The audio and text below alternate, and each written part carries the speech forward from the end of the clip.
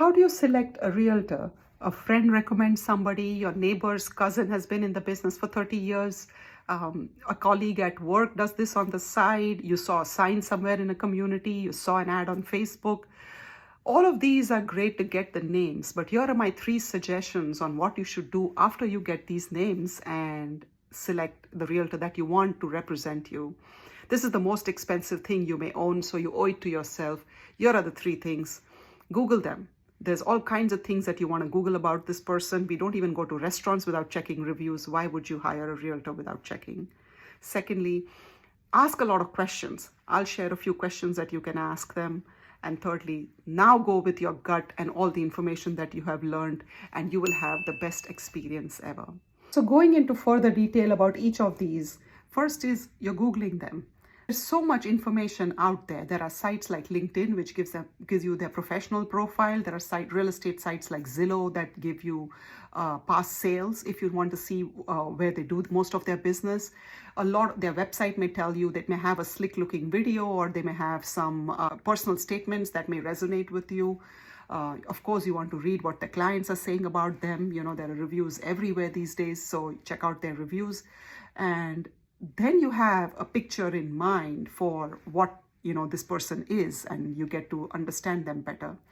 If you Google them and don't find anything really about them, just some static websites which has an old picture and some really old information, that tells you something about the realtor as well. So, bear that in mind.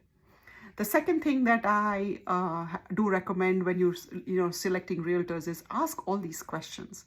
You want to know more about this person. Your trust isn't built based on the marketing materials that you see or the online profiles. It's based on having that one-on-one interaction with them. So the questions you may want to ask is, how long have you been in the business? You learn only by experience, so it helps to have someone experienced. If they've been in the business for 30 some years, how active are they currently? The market has changed, and things aren't quite done the same way that they used to be done 30 years ago. So are they still a very active agent in your area and doing a lot of business currently? Otherwise, they're not quite in touch with what's going on right now.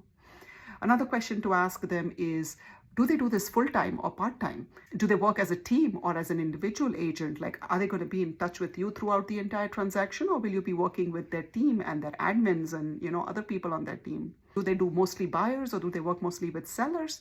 And why? How do they market the properties? Like, do they do open houses? If they say no, you ask why. If that's important to you, if you believe that, sending out marketing materials in the neighborhood is important, ask them.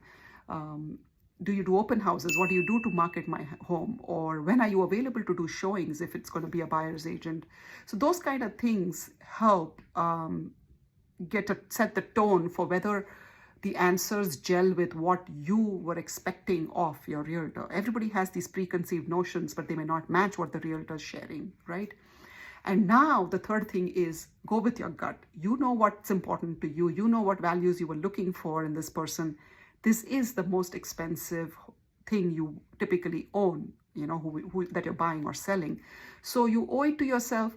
And if it is an awkward conversation with someone you have to say no to your neighbor and say, no, I'm not going to use your cousin because of X, Y, and Z. Or you have to tell your friend, yeah, you're great, but you don't work in my area. I found another realtor who's a better fit in my own area. Those are some of the awkward conversations. Maybe your realtor can help you take care of those as well. But if you want to do them yourself, now you have a lot of reasons why you're saying no. And I'm sure if that person cares for you and that person likes you, they understand if you're not going to be working with somebody they recommended. Just to recap a little, yes, there are various ways in which you find realtors. Most people know a whole bunch of realtors, but follow these 3 steps and you've made the right choice to represent you in the most important and expensive thing you may own.